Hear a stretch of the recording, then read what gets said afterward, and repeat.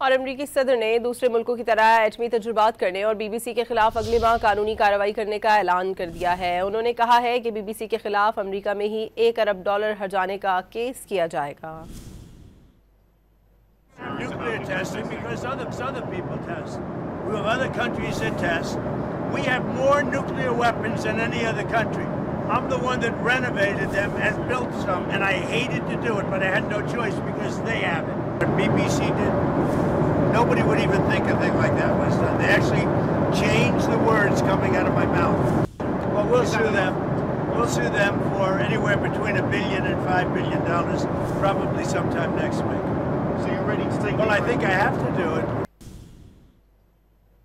Nuclear testing because other people test. We have other countries that test. We have more nuclear weapons than any other country. I'm the one that renovated them and built some, and I hated to do it, but I had no choice because they have it. What BBC did, nobody would even think a thing like that was done. They actually changed the words coming out of my mouth. Well, we'll sue them.